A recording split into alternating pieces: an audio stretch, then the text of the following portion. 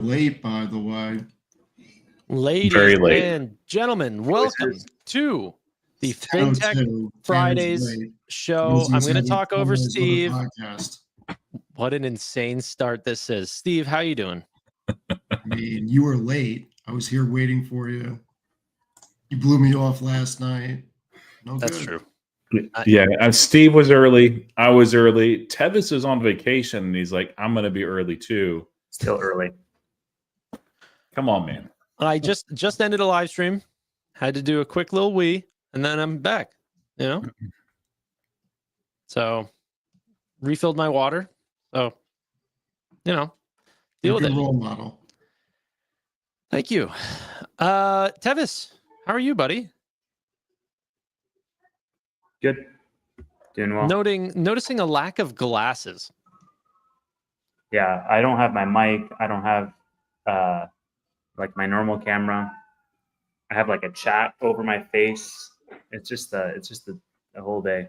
You don't want I can fill this question. I can fill this question for Tevis. The glasses, he doesn't actually need them. He wears them just because he's busy. He's trying to, get things done, make money, merge, massive Fortune 500 companies. And glasses will just have women all over him, and he just can't get things done. Now that he's on vacation, he can take off the glasses, be the Superman that he's designed to be, and it's fine. I need Roy to be my hype man from now on. That's great. Tevis without glasses is someone else. Yeah, he's a man with superpowers. That's right. Yeah, you're not going to see the glasses come back, hopefully. All right. Let's get into some news. Roy, where do you want to start? You want to start with the amazing pump of the markets? Yeah, all-time high. Of course, it's faltered some because apparently United States and Canada can no longer get along. And I get that, as somebody that has antipathy towards everything Canadian. It makes sense. But, still, we're in a bull market. And it's actually just been an incredibly weird year where we were gifted, it didn't feel like that at the time, a 20%, nearly 20% drop. It technically didn't close there in the S&P 500, and now back to all-time highs in like 2.5 months.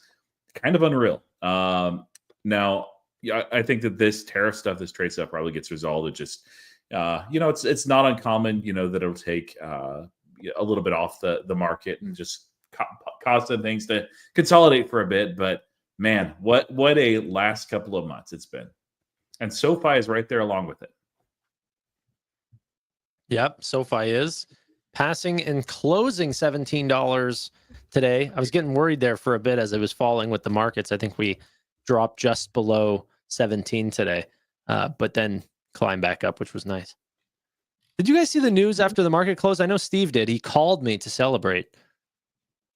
I didn't call you to celebrate. I called you to tell you. Well, you seemed pretty happy. I was happy about something else. What news? Let me just bring up my tweet here really quick. Somebody bought SoFi. Oh, yeah. I don't consider that news. This is news. Bad news. Kathy Wood just bought 2.3 million more shares of SoFi, essentially a $40 million buy. More than doubled her stake in SoFi. However, let me know. This is my conspiracy that I showed off on my stream earlier. Is that this is what happened last time that she was expecting like large rate cuts and SoFi to do very well. She went from 1.87 million shares up to 15 million in like a matter of a little over a month. Okay. Now she's back at 1.786 shares, exactly the same. And she just doubled it, which is sort of the first tick here. Is she going to continue to make these $40 million purchases? Yeah, dude. Nobody really cares at this point because she's buying at 17 and selling at 12, and she completely sold out of her. Like, who cares?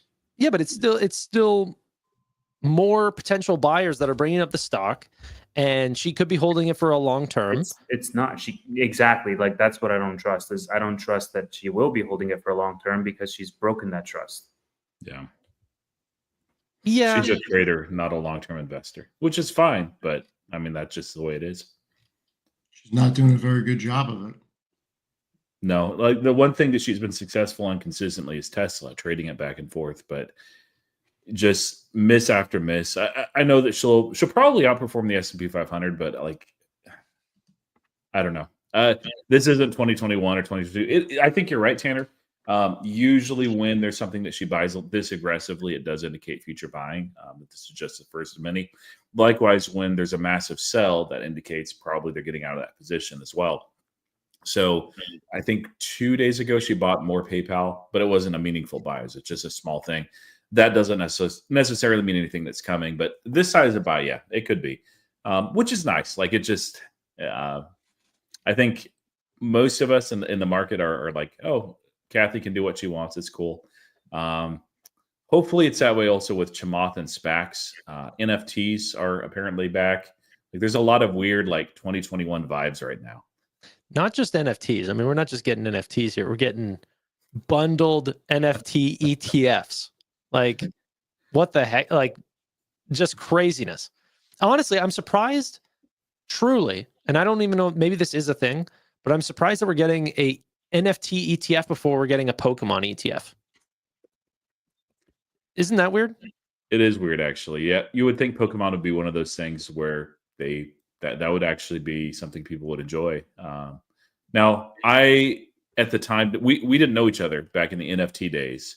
Were you guys all like, okay, there is a legitimate use case or a couple of legitimate use cases, but this NFT stuff is just a bubble, it's hype, it's stupid? Or were you the other way around? Because I'm genuinely curious because there's some different opinions here. Steve, where were you with NFTs? Because you like collectibles, is that? No, I said they were bullshit. I gave one of my buddies said that he wanted to go down the rabbit hole, so a bunch of us pulled money together and gave it to him, and he was buying and trading them. I had no interest, and everything ended up going to zero. Who cares? It was a stupid thing. Like, what's the difference between NFT and taking a picture of something? With Pokemon cards or baseball cards, I can physically hold them and I can go sell them for cash. It would be the same as counterfeiting a Pokemon card. Yeah, they were bullshit. They still are bullshit. Mostly, yeah. So I'm definitely I was on the side of, I think that the CryptoPunks, the all those things were for the most part bullcrap. Okay. Even some of them I would say did have utility because there were now people are going to hate on me for saying these things, but there were some people that bought them to get access to events that only CryptoPunk people could access. And if you had $400,000 to buy it, it's probably buying you into a circle that is putting you around people that you could benefit from, I guess. So there was that argument. Now, I do think that 99.999% of the NFTs that were put out are dog shit. But the utility, the technology is 100% a real thing and will become a very large part of tech companies and different products that are put out. NFTs as just what they are, non-fungible token, that's a very big deal. So I guess in case others didn't see the news, did you guys, okay, Steve and Tevis, you may not know this. Do you know the organization that is doing the Pingu NFTs and also listed the Pingu meme coin, I guess? No. CBOE. Why does that sound somewhat familiar? The options contracts company. Like no, are they really? Yeah. Stop it. CBO is the options company. They are the. I thought I thought it meant something else. There's no way that they're listing that. Is it? Yeah. Yep. Jesus Christ. They're the company that filed for it. So what is this coming to? It's 2021, but I don't know that it's 2020. You know, it might be 2021 last many years. But yeah, it's just I don't know. It between that, you saw the Chamath SPAC stuff like last week. Yeah, just a lot of weird stuff out there. That I am raising a little bit more cash, but like I'm not like, oh no, like just because we hit an all-time high doesn't, obviously if you look at the market, you zoom out, we can keep going up. But the NFT thing has me a little bit concerned, not so much just for CBOE, but all of you guys are Robinhood shareholders. I am too. CBOE and Robinhood have a number of partnerships together. Monday is the crypto event for Robinhood. If they announce a bunch of NFT stuff, are you guys going to be like, okay, this is terrible? Or will you be excited? Or just kind of like, okay, what's going on? I think regardless of what they announce, people will still be excited because it's like the source of who's announcing it. I mean, they announced event contracts, which like a lot of people weren't expecting them to announce. And I think a lot of people just bent over backwards to try to justify why this was something that was complementary to their vision. If they announce NFTs, if they announce that they're selling, physical lemonade stands that they're going to open countrywide, people would be like, genius, So I think there's always going to be that cohort of people who is always going to be like supporting whatever. But Robinhood might, or Roy might remember this, but they did something like that though. They did a jersey stand that was driving around updating people's jerseys with embedded Robinhood logos. I vaguely remember that. Yeah. That's cooler, I will admit. But my point is like, so if we look past the layer of people who are yes men type of like rah, regardless of what they launch, I would want to see that their launches have some cohesive unifying vision as to where they're going. And I don't know the degree to which you can make that statement for NFTs, but we'll see, right? Because Vlad's talked about tokenization quite a bit, and it might be tangential to that. Yeah, NFTs, when they actually represent ownership, like deeds of real world assets, that's cool. But yeah. You remember this? Vaguely, yeah. So funny. Yeah, anyway. I thought that was pretty cool. They're definitely going to get into NFTs. I don't see how anyone could think that they're not. I mean, they've offered you every product that they could offer you. They won't be at this crypto event. I don't think that, because NFTs have not picked up enough steam for them to be ready for that. But if Robinhood wants to allow you to buy whatever you want to buy, they're not trying to make decisions like a Vanguard or something like this, where they're like, oh, we're not going to get into those products. And it is part of finance. We may not be like the most excited, but speaking of, can we talk about mortgage stuff and maybe then pivot on to other news? I think we did talk about it last week. I would say like it just sticking on that topic, like, yes, it is part of finance, but depending on how they do it, like fractionalizing real artwork, let's say, or real physical pieces, and now you can tokenize it so that everybody can own a share of, the Mona Lisa, let's say, as opposed to one person owning the entire thing, is very different than having this gateway where I can, for very little cost, make whatever artwork I want and tokenize it. Like, I think to Tanner's point, the underlying technology is very crucial, but how they roll it out, I think, is going to be the main make or break factor. If that makes sense. I think there was large speculation that the most expensive painting ever sold, I don't even remember what it was, but I think it was like $400 million, that it was a fake. You can find articles on it and everything. But that's what NFTs solve. And even Pokemon cards, they're heavily faked. That's why you have grading companies. Yes, yeah, but they're very expensive. No, it's not very expensive to have stuff graded. How much would you say it is to grade a card? I mean, if you bring up PSA's website, you can see the tiers. Under 500 is $19.99, I think. But with travel and everything, I'm pretty sure it's getting closer to $50 per you thing, mean right? Travel? You mean with mailing it? Yeah, shipping. Sorry, shipping. I didn't know cards can travel. All right. But I'll go to the website. my right now. understanding was closer to like $50 to grade a card.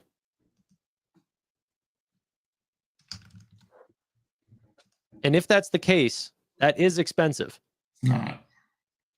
It definitely is if you're going to grade, because then people are only grading cards that potentially Dude. get into. You think that you know how much grading cards is over May? Like, really?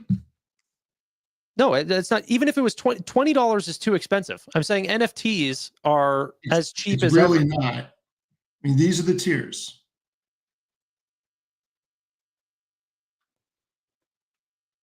I mean, And you have to remember, if you do a value bulk and you're paying $20, and card shops have the faces you're making are ridiculous. Card shops have deals cut where you don't pay these prices, but you have to remember something. If you have a card that's valued at say $1,200, okay, as a PSA 10, and you pay $74.99 for it, the raw value of that card could be $200 or $300. So if you're into a raw card for $200, you spend the $75, you're into it for $275, and then if it gets a PSA 10 and it's worth over $1,000, paying $75 for that delta is not expensive at all. keep scrolling for a sec. Sure. Yeah, I mean, I don't know. If NFTs can guarantee something is legitimate, But why how pay can an any NFT of these? guarantee something is legitimate? Sorry? NFT is not the only way that an NFT can guarantee that something is legitimate is if you actually have that physical asset somewhere in a vault, a safe, a warehouse, and it represents it. Yeah. It's the only way. Yeah, that could be the case. But if Nintendo with every Pokemon card is also putting out an NFT, it would cost them nothing and it would guarantee the authenticity of the cards that they're putting out. And Nintendo hold on to the cards. No, they don't have to. I mean, but that They could be another absolutely have to, feature of. because if they put I them in the mean- wild, you don't know if the person or the entity that has that card, if it's going to be faked or not. Dude, If it's not graded by PSA or BGS.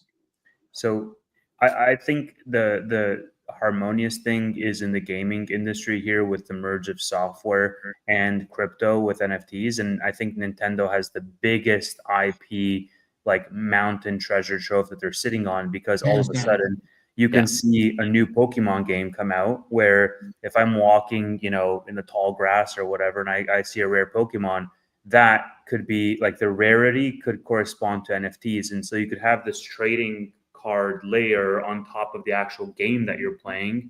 And those, like similar to Axie Infinity, right? Like the NFTs that you own, the Pokemon that you own would be actually like in the game itself. And then that would assign an artificial value that's not just scarcity, it's actually utility, because you're trading those assets around, those avatars around. And so I think that Pokemon is the best suited to do that, because it is a trading card game as well as like a software game. I think that's the way that everyone thinks about NFTs. But like whenever people say RWAs or real world assets, another way to say that is just non-fungible token. Like you don't want to have duplicates of shares or life insurance policies or deeds to a property or anything. Like all of that will be NFTs. Like, yeah. So in that case, I think that it will become more popularized. But no, I don't invest in any of the people that are making art for the sake of getting rich. But the day that there is real artists that will also make sure that it's authenticated, those pieces will be potentially split into multiple purchasable. Are you saying that digital art is not art? I'm saying that CryptoPunks and Pudgy Penguins were not for the sake of art. I think that those designers were there to get rich. Yeah, but like Beeple, for example. I was just going to say, what about people? That's art. Okay, but like it's a very like super fine line of its subjectivity as to where you draw it. Like most things. But yeah, I agree with you. It is kind of crazy that we're talking about NFTs in 2025 though. So 2021, baby. I brought it up. Not sorry, but it just, it's weird. Anything else on this topic? Oh, also, the biggest NFT marketplace is OpenSea. Right now in this market, they're not making a ton of money, but that company was printing a boatload of money. Keep in Okay. mind, they were printing a boatload of money because you had Ethereum go from what, $20 to 2,000, and nobody knew what to do with it, and you really couldn't spend it anywhere else. And smart contracts, while they were a great idea, never really panned out. So the difference, Roy, between 2025 and 2021 is you can still have NFTs, but now you have an added layer where you can like collateralize your mortgage, and fucking Fannie Mae and Freddie Mac will recognize it as something where, yeah, you have your mortgage of a real house backed by the NFTs that you purchased, backed by your little, crypto punks or whatever. So it's a brave new world. Yeah, and it is interesting just to see how fast regulation is changing. Like, not as much on the NFT front. I don't know that there's ever like a lot of regulation around that, but crypto. And so there's a bit of news related to that if we want to go there next, Tanner. What was it exactly? Sorry. Jerome Powell's statement. I think we can get away with playing this, or if you prefer not, I won't play it. Yeah, we can play it. I think that's fine. Okay, I put it in a video already, so I didn't get taken down. There it is. Okay, I had to scroll back a long way. Let me share tab right here, and we will to crypto that banks get to decide who their customers are. That's not our decision, and so banks are free to provide banking services to the crypto industry, to crypto companies, and banks are also free to conduct crypto activities as long as they do so in a way that is protective of safety and soundness. That banks get to decide who their customers. All right, I should have zoomed that in. I apologize. It's all good. But yeah, green light, baby. So Q1, right? That was your prediction? Yes, that was my prediction. But it I definitely happened very soon. Yeah, I do think it'll happen before 2026 Q1, which is surely what you meant. So yeah.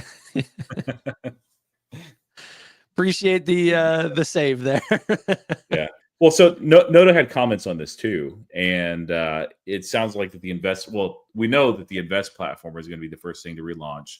There are other products also coming out that he talked about, and you had a really interesting observation there related to Bitcoin and the vehicle that they're using for international remittances. Did you get clarification on that? I got the opposite of, I got clarification, but in the opposite direction that I thought I would.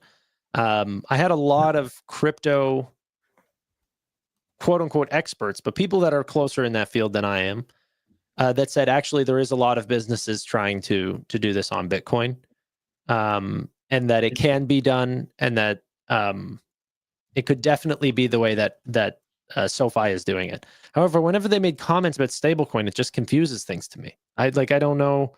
You want to make a SoFi stablecoin, but you're going to do your global remittances in Bitcoin. It makes no sense to me. Wait, why would they do their remittances in Bitcoin? Isn't that just the network that it gets transferred on? Like it's in fiat at entry, it's in fiat at exit. What does the network matter? Like El Salvador's been using Lightning for a long time. Yeah, I mean, just mainly speeds and. My point is, it's not mutually exhaustive with the stablecoin. Say that one more time. Is it mutually exhaustive with a stablecoin? Like they can do the network in Bitcoin, but they can do the stablecoin whatever they want. I see what you're saying. My understanding is that a stablecoin cannot be made on Bitcoin because it's not a scriptable network. Like think of Bitcoin as like a calculator. It can add up numbers pretty easily, but you can't like write Java on it. But Ethereum or Solana or really any other chain is more scriptable, and you can actually like have coding language on it.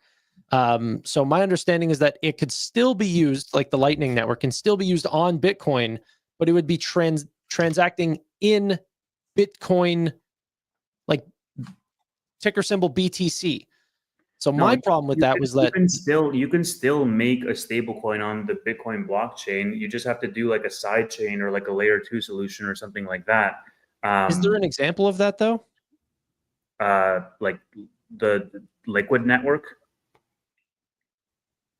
So Tevis, right? Like what is the Ethereum is better suited for it. Solana is better suited for it, but like you can just do a layer 2, right? All right, but even if you did a layer 2, isn't the settlement time for Bitcoin transactions 30 minutes? Well, it's 10 minutes, but Lightning makes it so then it's like not. You can essentially do instant transfer, but does it settle in instant on Lightning? I honestly don't know how Lightning works very well. My understanding is that it was like bundled transactions that were settling every 10 minutes. Yeah, it's Bitcoin is not really. It's just weird. Bitcoin is not really the vehicle that you want to do something like this, I think. And you talked about the smart contracts, Steve. I know not a lot has been done with that, but it's nice to leave that still open. And stablecoin is a better vehicle for that. It's instant or near instant, basically, instead of like having to wait 10 minutes. And usually, depending on the network that they're running, like if it's Solana or something like that, it's a very, very low fee versus Bitcoin is not necessarily. So Yeah, I just thought that those comments were weird from Noto. You also get into the other issue. It's just like you would need to peg it. So like USDC or USDT, for example, like you need to bridge it with something that is compatible. So it just adds more issues. Like I would say Solana is probably the easiest where they could do this on. But I know a lot of people have been talking about Ripple as well. Yeah, it makes no sense. I don't know why they're choosing the hardest way to do this that no other company is doing it in. Yeah, so I'm based on Noto's comments, I became very excited about the cross-border payment solution. I mean, you guys know I've held XRP and Solana for a long time because of that. And when you look at the Swift banking network, it is still chaotic. It connects 11,000 institutions across 200 plus countries and territories, and it processes over 42 million financial messages daily, handles 50% of all high value cross border payments. Do you know what the transaction value per day is on the Swift banking network? $5 trillion, not billion, 5 trillion. And I'm sure you guys have sent money cross border at some point. It takes days to settle because you have 2 or 3 intermediary banks. They all take a fee. It's crazy. And no, I'm not SoFi bull again just like that. But just lost my train of thought. The way that this can play out for SoFi with cross-border payments can be a huge revenue driver if they're able to generate their own stablecoin with liquidity and actually become a real solution on the Galileo rails for cross-border payments. And that was the whole premise around Web3 and creating a whole new financial segment and changing how banking is done. So that's actually very interesting. The thing that I don't understand is why did Noto say Bitcoin over Solana or XRP that has the throughput, the scale, and the speed and the bank? I mean, you look at Ripple, the banking connections that they have already is incredible. It just doesn't make sense. Yeah, the only thing I could think of is maybe liquidity, but even there, it doesn't make a whole lot of sense. But if you know the conversion of whatever Ethiopia uses and Ripple is just not there, then it's like, well, at least they have Bitcoin, so let's do it that way. So Yeah. I don't know though, but like Teva said, you know, this could be hypothetically any network. It doesn't necessarily mean that they're going to be tied to Bitcoin forever. It just maybe that's the default, unless there's a better alternative. We just don't know, but it's still like when I saw that, I'm like, that's unusual. And Noto knows crypto. It's not like he just made a faux pas. Like you could tell from the way that he was speaking that he was reading, so it was written down there. I mean, one like if I had to steelman the Bitcoin case, I could say like, okay, well,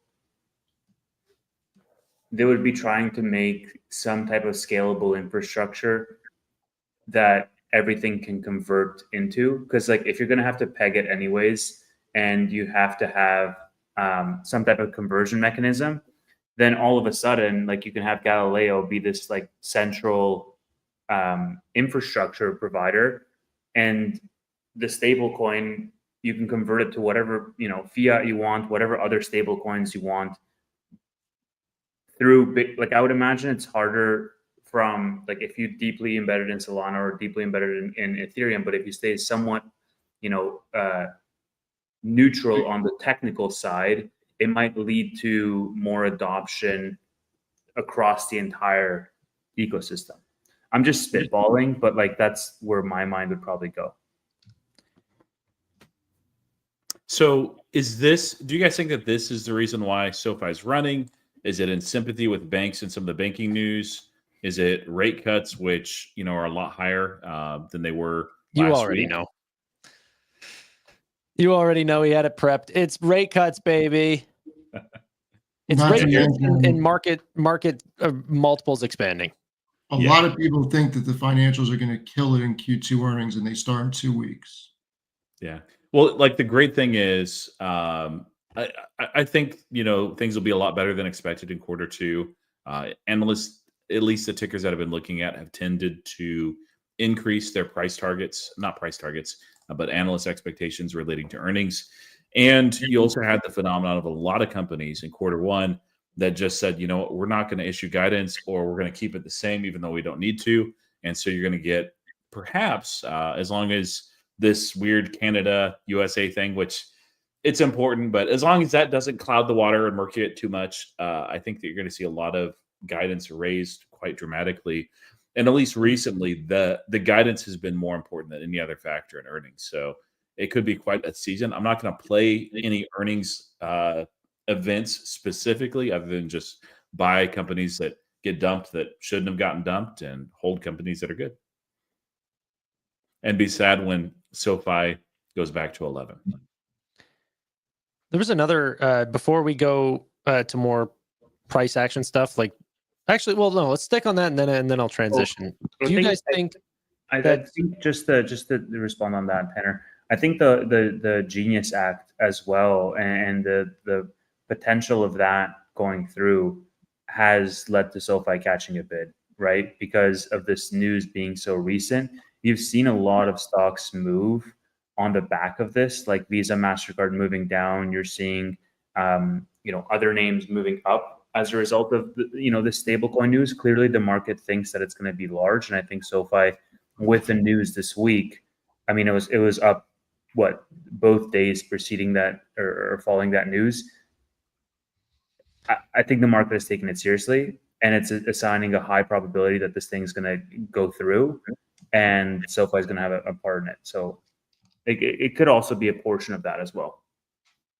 Yeah, I mean, stablecoins are not going to hurt SoFi. I mean, I think everyone's in agreement with Well, that. So. This idea of like charging interest on stablecoins, because that you can very easily extrapolate into a world where like all the largest financial institutions, the traditional financial institutions, are losing a lot of leverage.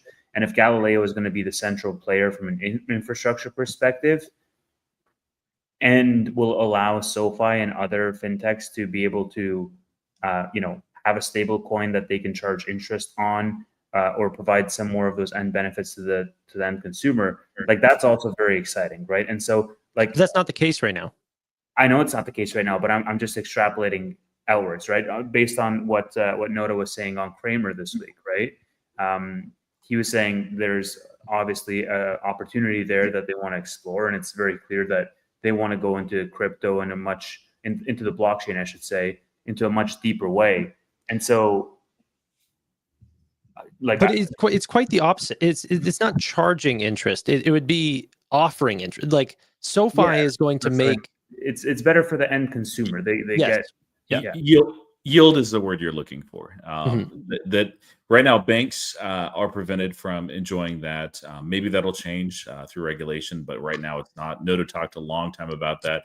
I think that is an important part of stablecoins being adopted, and adoption is a significant part of the story too of what happens with the stablecoin. But also, large corporations are not able to give any yield. This is something, a precedent going back to 1987. I don't remember the court case, but it involved Walmart and trying to get into banking, and so they cannot do that.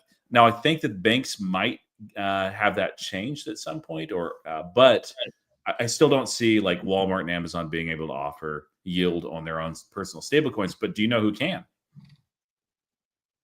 These guys right here. PayPal, yes, pay USD 4% annually. They're not the only ones. There are others too. We see USDC here. This is on Coinbase. The differentiator here is basically if you're not the issuer, you can do that. Robinhood likely announces something on Monday. They're involved in the USDG product and the stablecoin rather, and so they'll probably be offering that. Vlad has talked about yield and stablecoin as well. So it's one of those areas where it's frustrating because the reality of the banking license is it's advantageous for SoFi to have. They've done great with it on their core products, but there are some limitations that it's costed them, and this is one of those areas where it does make an impact. So hopefully that changes. The playing field is more leveled. But for right now, nobody is really doing yield except for Coinbase, and PayPal doesn't exist apparently. Roy, I'm finally getting more warm on the idea of getting back into PayPal. And a huge contributing factor is the App Store ranking climbing so high. Crazy. Yeah. Let me throw this up. I was excited when it was like 25. So this is in the United States, and I have theories why. There was some news that came out that's pretty interesting. Let me refresh because it might have gone down, and it did. Oh man, it's probably like number 7 or number 8. Yeah, number 7. I did see somebody screenshot that they caught it at number 4. These could be volatile, but rarely, like you'll see PayPal number 1 in free finance apps, top 10 in the United States for free apps. That is very unusual.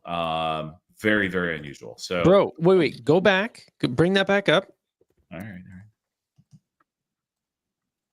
Would you consider Shop app a fintech app? I would not. I think it should be, yeah. Okay, then scroll through and try to find another app that's a finance app. Cash App. Cash App at 34. Yeah. That's the next one. And then Venmo at 40. Yeah.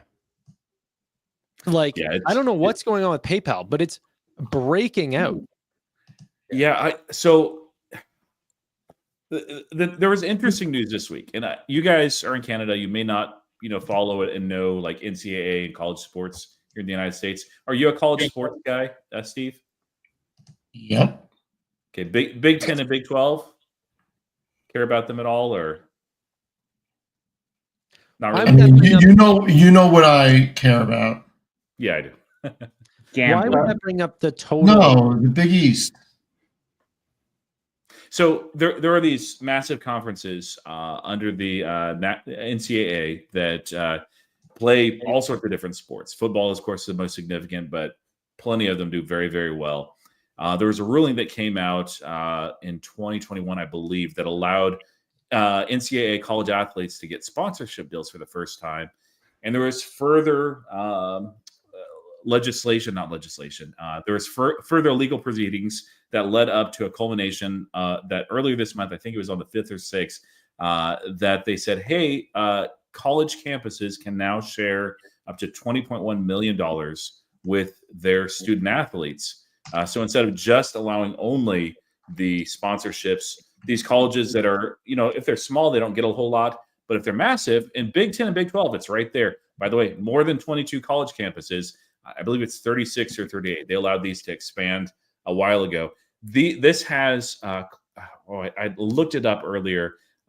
It's over 500,000 students that actually go here, a massive number of athletes as well. These are big sports programs. And PayPal has an arrangement with them that is multifaceted. And I'm kind of curious if this is part of it. So initially I thought it wasn't, just because a lot of that is related to Venmo. But my rereading of this is the student athletes are being paid on PayPal, on their PayPal wallet specifically. And you might say, well, school's not in session yet. And that's true. But especially for football, a lot of these athletes come late June, early July. So the timetable is there. This isn't, it's not a, so when I read and heard about this deal, I was just thinking, oh, it's like the 20% off deal for Taco Bell. It's like, it's kind of neat, but not a big deal, not huge for revenue. It's like, no, it's actually a bigger deal. It's not massive, but I mean, like something is, and I don't think it's Taco Bell, is pumping PayPal like ridiculously in the app charts to a place where I've never seen them before. And it's, and then with that partnership, like I won't go into the details unless we want to, but Venmo is all over that. There's sponsorship rights. There's those cards that you saw that have all the different, and so they, it looks like Venmo just operates very well with young people. And I would expect to see a lot of Venmo growth when actual students show up on campus that are not student athletes. So it's going to be really interesting to see where this goes. This might not be the only college divisions that actually adopt this. Did you catch that interview with Alex Christ the last 30 seconds? Do you know what I'm talking about? I got to play this. I'll show one more thing and I'll shut up. Was this the CNBC one? Yes.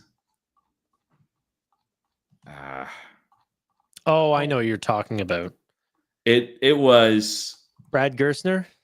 Yes. Well, no, that's even something different. Okay. Good point. Can you talk about that for just a second and let me find this video? Can I talk about it for a second? Yeah. Mention the Brad Gerstner, Alex Christ Okay, thing. so I'm not 100% sure what exactly he was saying. I think I do, but Brad Gerstner said, because he's sort of the Invest America thing was his big idea. He also said that parents and guardians should be able to Venmo $10 or $20 into kids' accounts. And then Alex Christ said, yes, I agree, essentially. My understanding of that is that PayPal should be a way to fund those accounts, but $10, $20, like, who cares? Well, don't say who cares, because you do 10 or 20 a week for 18 years, that adds up in an S&P index fund. No, I get it, but what's the benefit to PayPal or Venmo? How big of a difference is that? Don't think of it like that. Think about it as exposure to the platform and them using it, people using it for other things. Sure. Okay, I've got it. It took forever, and hopefully it is in the last 30 seconds here. All right, 1 second. Oh, of course, my screen's doing something weird. Okay, let me do it this way. Tab here. All right, so this is an ESPN interview, which is, if you're, I don't know if you guys have ESPN up there in Canada, it's a sports network. It's not related to anything investing. So rarely do you see a CEO of a company that's not sports related up here. So I thought that was pretty cool. And then finally, Alex, Full screen. You anticipate, and Brett pointed out the obvious, trying to get everyone in college sports into one big tent is a very complicated thing to do. Do you anticipate a time where we do see that and that your company could be in the middle of it? I think it's happening right now. I mean, we are the best place for distribution, just as you mentioned. You've got athletes. Can you turn it up? I can't even hear him. You're going to want one system that works, and PayPal's that system. Alex, thank you very much for coming in here. Best of luck with this. Brett, my friend, always a pleasure to see you. Alex, thank you. But yeah, that's as high as it goes. So, yeah, but in essence, he was asked, do you see this system that you guys have set up with Big 10 and Big 12? Do you think this is the route they're going to go, or is our college, which colleges tend to be pretty fractured anyway, as far as like their divisions and different payment systems? And Alex is like, no, this works. This is a system. We're a proven player. In essence, he's not like, oh yeah, it's no big deal and we'll see what happens. He's like, nah, other people need to get on board and we're going to see this happen. So I like the confidence.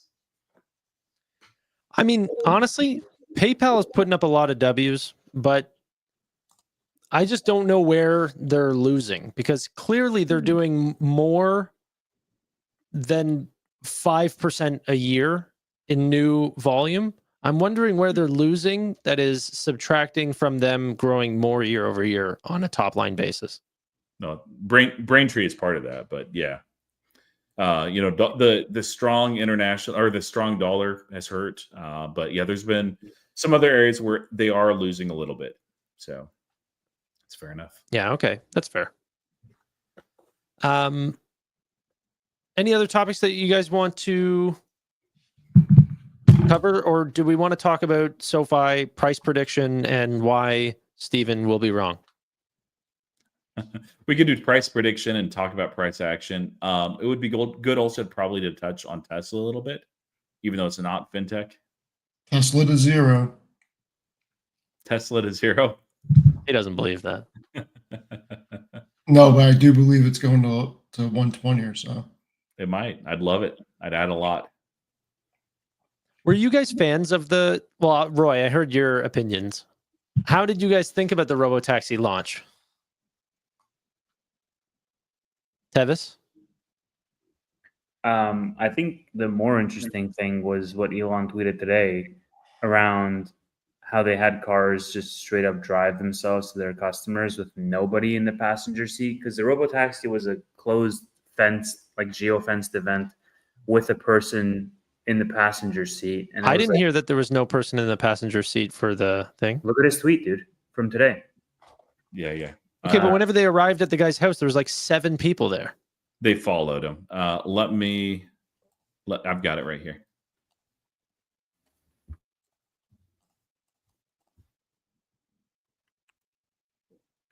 First autonomous delivery of a Tesla Model Y was done, and then there were no people in the car at all. No remote operators to control at any point. Fully autonomous, 17 miles. It took the toll, which is a little bit funny. And people are like, "Who's going to pay the toll?" I don't know, but yeah, to the best of our knowledge, this is the first fully autonomous drive with no people in the car or remotely operating the car on a public highway. What did Ashok say? Hold on, scroll down. Yep, Max speed was 72 miles per hour. This thing was zipping down. Yeah. Okay, but wait, what? The max speed was breaking the speed limit? That's Probably full the highway. self-driving will allow for it. Yeah. Say that again, Roy? Full self-driving, you have to set it up, but it'll allow for a certain percent above the speed limit. You set that according to your preference. At least maybe it's different in Canada, but at least here in the United States, most people drive above the speed limit. And there are some times when not doing so actually puts yourself in a very dangerous situation. I get that, but how does that look for regular? I mean, it's the law. I obviously like everyone drives slightly above the speed limit. So that's not what the law allows. Texas has a stretch of highway that's 80 miles an hour. Austin, I think, has 75. So it could be that it also was not breaking the law. So. Okay, because I think one is to even allow it. Another one is to brag about it. I think that's kind of funny. What are they going to do? Take the car's license away? I mean, definitely hamper the ability for them to roll out autonomous vehicles if they're allowing that. Like, I don't know. Maybe I'm being a stickler for details here, but like that is. It would kind of be wild if you're driving on the highway and then you see the thing zipping past you at like 70 plus miles an hour and there's no driver. It's just like a little kamikaze. I would steer clear of this thing, man. So, we picked up our Tesla this week. We drove to San Antonio and got it just to make sure that we get the 1.99 APR. And when we were planning all this out, I was thinking, if we waited a year, which we didn't want to wait a year, it wouldn't have shocked me if we just had one show up at our house at that point. And the cool thing is, this won't, if it works, as long as, regulation, legislation, all that stuff is there. Texas Triangle has 70% of Texas's population. So it's over 20 million people that would be within striking distance of that Austin terminal. So it's not like, Steve crunched the numbers previously. There's a delivery fee that is federally mandated that cannot actually be reduced. There's a couple of exceptions, but basically you can't do it. You can pass on the savings to the customers through another means, but this is basically pure upside for Tesla. It's really cool. The question I have is Elon going to be correct with the camera system, or is Waymo going to be correct with LiDAR? Camera. Both can work. Yeah. Well, both, yes, but camera's going to work. Yeah. I don't see how it doesn't. That's how we drive today. Exactly. And the roads are made. How we drive today. No, you're right. We actually drive worse because the reaction from our eyes to our hands is like 14 milliseconds or whatever. No, but I get that. I'm just asking because I think people are thinking about good weather. What about torrential downpours? What about snow? I'm just saying, is there going to be a difference? I don't know. I don't There's know. got to be a reason that Waymo went full LiDAR, which is way more expensive in what they did than what Tesla did. Yeah, but I think Elon had a good point of like there's going to be times where that data disagrees, like the camera data versus the LiDAR versus the radar, because Tesla had radar before, and then they said that it was giving conflicting data and actually making solving the FSD challenge even harder. Yeah, but like also like neither is perfect, right? We were also seeing footage of people trying robotaxis, and you would just see random like hard brakes of the robotaxi. Why? Because there was like glare and it can't see the road for a fraction of a second. And so like ideally you would have both, but I think because the two like um, are at odds so often with the data that they feed, they just it's cleaner to stick with one. Yeah, I don't that's know fair. what's going to be better. I have no clue. Is there even going to be a better? Who knows? I mean, they're both different in how they work. So I mean, one yeah, maybe not better, but one's going to be superior than the other. You would have to think. that's a synonym for better. Yeah, I mean there are some edge cases that lidar will handle better than the camera vision, and vice versa. Honestly, it's not as lopsided as that Mark Rober video makes it appear. But yeah, no, But also, what an edge case that is a wall that's painted like a road that leads you into a wall. which looking at it like it's in some of those angles, it's like, well, it looks like there's no wall there to my human eyes. So of course it would fool.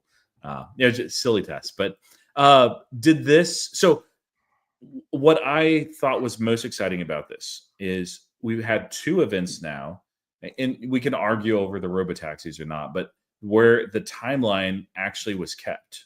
That they met it with the robotaxis, they met it with the self-delivering vehicles. They beat the self-delivery vehicle. One of the commenters on mine said by a day. Was that correct? Yeah, that it was beat by a day. Yeah. So what's really exciting about this, if you guys have not followed Elon, I know everybody here has, but in the comments, Elon typically is known for promising quick deadlines and then missing them. The one other deadline that I remember him hitting correctly for Tesla was when they were ramping up the Model Y. But outside of that, everything else has been a miss over a long time. So 2 in a row is like, okay, something's happening here. It's not even a real deadline though. I mean, he made a small beta for like 10 cars. Like, let's see if he actually puts out a date for FSD, because that's not really what that was. Now there were headlines that they missed the deadline that the media put on Tesla that Tesla never said that they would reach. That's very funny. That's like a bad relationship. Like, get out of that relationship, Elon. I mean, put deadlines aside. Is robotaxi going to really generate a ton of revenue for Tesla? I'm not sure that it is, because I don't really see people leaving the Uber network. Well, I would definitely download another app if the difference was a $13 ride versus a $4.20 ride. Like, I mean, there's definitely price. There could be a massive change in price, like a step function difference between a car that has a human in it versus a car that doesn't. But, and this is where I'll push back, the Uber platform is going to have driver and driverless. Waymo's already a partner. Other companies are partnered. The Uber network has so many accounts. People are so familiar with it. I'm just not sure the robotaxi is going to be that big of a boost for Tesla. No, Steve. I think where that breaks is scale, because every single Tesla driver will have the option to opt into the network. And if Uber partners with Waymo, for example, then Waymo is providing the vehicles, and it'll be in high demand at all points in time. Like, the supply will not be enough to meet the demand. Whereas in the Tesla equation, it will, because it's people's personal cars. I disagree with that. because Yeah. the OEMs are also going to want a part of this. Toyota, So what are like you gonna they're do? all You're gonna- going to be a part of it, and they're going to be able to supply more vehicles than Tesla. No, they can't because the cameras are a key component. Are you going to retrofit 8 cameras into traditional OEMs? No, the cars that they're going to put out next are going to have like one. I think other companies are going to be able to solve FSD. Nvidia having probably the best chance, and then all Yeah, these you can't OEMs. tell me Toyota and Honda aren't going to be able to solve it. Toyota's doing it already. Yeah, they solve everything that comes out. So I think that Tesla is going to have great first mover advantage. I think that they're going to have the best product. But are they going to own 100% of the market? No. Just like they didn't own 100% of EVs, and that's what people said before. And of course, it wasn't going to be true. Like, if the total addressable market is in billions of dollars, there's going to be a heck of a lot of competition. If the market is measured in trillions of dollars, Which you it's have not. the world against you. So, like, Tesla's not going to be the only player. Uber is going to continue to be a player because they have a network. And Tesla is not going to have a network unless they license out their FSD and they say, hey, the only way that you can put this up is if it's on the Tesla app. Licensing their FSD to the other OEMs is a great strategy, and I would love to see that for Tesla shareholders, myself included. I think that's a huge win because they get a piece of every package that's sold across every manufacturer. That would be amazing. If Yeah. that happens, different story. Tesla will buy Uber? No. No, never happening. Come on now. Uber's too diversified. If it was just a vehicle transportation company, yes, but no. Well, they wouldn't even need to then. But Yeah. yeah. Then Not to Tesla would mention, have to own Uber's a Adobe two- and Uber's a 200 billion market cap right now. Yeah. Yeah. Tesla's not buying them. Yeah. And they're growing. Like they're growing for a reason. no, Yeah, completely multiple agree. winners in the space. I agree. It's exciting that Tesla, I think, will be one of them. Things they may not make every timeline. Not everything's going to be a success, and I like the caution. As far as the approach, but just our experience, which is limited, because the cameras had to calibrate. I forgot that they had to do that on a new vehicle. Roy, let me ask you something. Because you just bought a Tesla. Yeah. Would you enter your Tesla into the network to drive other people around? My Model 3, which is 4 years old, yes, but the new one, no. Oh, so you have two Teslas. Yeah. Okay. So the Yeah. old one you would, but the new one you wouldn't. Yeah. Okay. Yeah, like I could see myself, I'm going to work anyway. It's a long commute. I'm putting a lot of miles on that Tesla.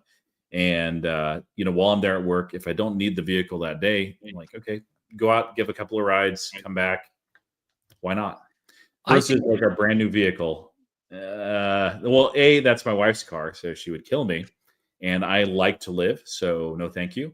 And B, it's brand new. So I think a lot of people, whenever a new product's coming out, they just immediately think of the worst cases when really those are the things that Tesla is obviously looking at as well.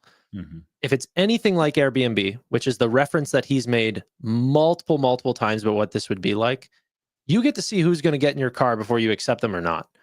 And so I would not let people who are not 5 stars into my car. And if they have 30 plus rides in different Teslas and they've never gotten a bad rating, like this person is there to sit in my car and go from point A to point B. I'd have zero problem with that. Like, I actually think it would do well. I would absolutely sign up. yeah, just brand new vehicle, no thanks. But yeah, no, so we've had I'm thinking about my car that's quite old right now. Yeah.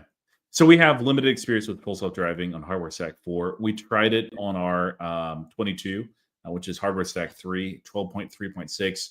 Again, drove it all the way to Phoenix and back from Houston. So 2,000 miles, most on full self-driving. Very good experience. This FSD version, so previously my wife, I don't think she was joking. She said, it drives better than you do. And I was like, no, it doesn't. That's ridiculous. This version, it might be as good. I don't know. It's very, again, limited use. And I'm sure that there are some issues, just like the other one, where it's like, okay, it does not handle this one thing well. We've not figured out what that is yet. Still very limited number of miles so far, but We also had the 48-hour demo drive, and yeah, it's pretty slick and incredible. It is. It's like a whole different system. Explain that to people. So hardware 3 and hardware 4 is basically just the internal computer for Tesla. There was hopes that hardware 3 would be fully autonomous or would provide full autonomy. It's too limited, and so those that have already bought full self-driving and are running those, supposedly Elon will upgrade them for free, which is the right thing to do. Absolutely, even as a shareholder, I say that that's the case. Hardware stack 4 is a lot more competent, a lot more powerful. So Tesla handles full self-driving within the vehicle itself. There's a lot of benefits from that, just because you don't have to worry about latency, but also as far as data privacy protection. And it's powerful enough. Some have said, no, it has to be hardware stack 5, which doesn't really exist yet. But regardless, it's a much more powerful computer. As a result, they have rolled out the newer version 13, for full self-driving just on hardware stack 4, I believe. I don't know that it'll ever come out on hardware stack 3 just because it cannot handle it. But it's just night and day different. It's going from a good driver that's like 18 or 19 years old, that, they're new enough to driving, that they're not experts, that they've not handled a lot of the weird edge cases of like, what do you do in this construction zone, or if you miss this car, or, if those sort of things. Now it feels like somebody that has been driving and driving well, that are in their like 40s or 50s, eyesight's good, reaction's good, and you just feel really safe. And like the best part is it's very smooth, like very smooth. The other one was still smooth. That's why my wife liked it. But this is just, you could have your grandma sit a crock pot full of just piping hot gravy on her lap, and wearing her Sunday best, taking her to church, and trust full self-driving to get you there, especially with the improved shocks, without spilling a drop of that gravy on her.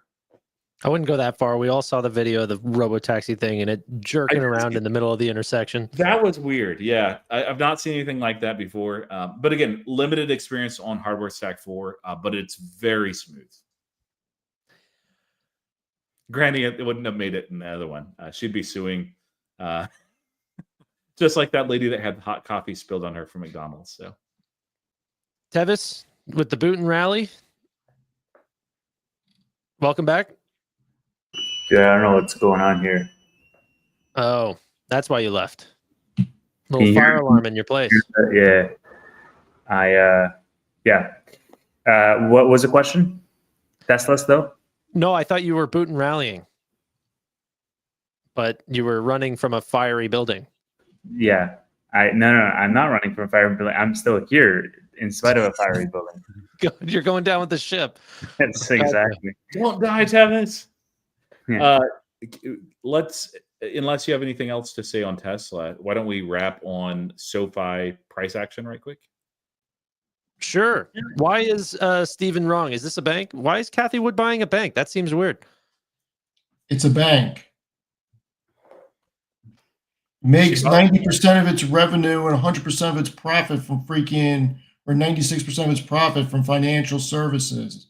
So It's does a Robinhood. financial institution. It's a bank. It's not a tech company. How many So times does do we have to Lemonade. go over So this? does a bunch Is of it- other hold financial on. institutions. If you bring up an ETF, is it going to say information technology next to it or financial services? I mean, if you bring up its name, does it say bank or does it say technologies? The name can say whatever it wants. What's it Well, I classified mean, in as they ETF? can put it in whatever sector they want. Come on now, No. Steve. What price is SoFi going to? Probably 25 by end of year. That's incredibly expensive for a bank. Tevis, what is your prediction? That's an interesting number that you just said, Stephen, because Matt Farley and I have a $500 bet that it goes to 25 by this year or not. So I mean, the momentum's there. If you get rate cuts, you're going to have more originations, and it's going to spur more business. I mean, it definitely could. Got a lot of momentum behind it. The dumbest part about that bet, he made it whenever it was $12.50. He could have just bought SoFi stock, took away all the risk. I already own a lot of SoFi stock. Yeah, but you don't there's no limit. Your upside's 100%, but your downside is 100%. You have the worst call option on SoFi. That's actually a good point. Hi, Tanner. My name is Tevis. Nice to meet you. Like, we've been doing this show for years now, man. You should have actually seen what the call option would have been if you wrote it by like January 1st for SoFi strike price at $25. I already own Leaps, so But you didn't own, so you're diversifying by doing a bet with. Did you guys find it interesting that Kramer said flat out to Noto that he is surprised none of the other banks have acquired them yet? Yeah, but I think everyone kind of questions that a little bit. Yeah, I saw that and I'm like, well, I'd hope that they don't get acquired, but you know, it's always a possibility. It's not the worst thing as an investor. Oh, I would vote for them to get acquired. Are you kidding me? Yeah, well, it all just depends on the price, right?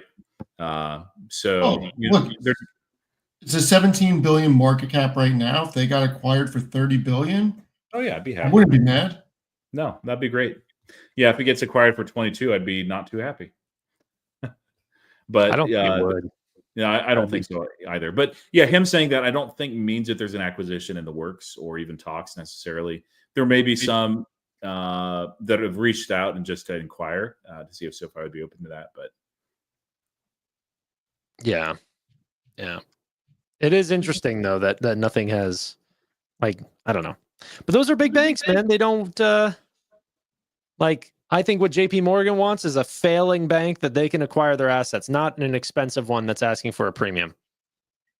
JP Morgan doesn't need to buy them, but Wells Fargo should buy them. 100%. But yet they just authorized a $30 billion buyback program. So It doesn't make any sense. Like they just prefer to buy their own stock than SoFi. Their assets. They should be looking for a company like SoFi to acquire to get a whole new spectrum of customers and acquire their platform. by the way, on SoFi, I do have a interview dropping tomorrow with somebody that is a noted SoFi bull, not any of these guys. And it's a long form interview. It's a little over an hour long. Talk about a lot of stickers, long-term investing, and a lot of SoFi, some PayPal as well. So be sure to check that out. Ladies and gentlemen, thank you all so much for watching the FinTech Friday show. If you guys are interested in watching a SoFi weekly or FinTech Friday after hour show, let us know. Where I will explain the difference of grading, because I have an example for Tanner. The short should show the ROI. Thank you all so much for watching. Bye for now. Goodbye. Bye. Tevis.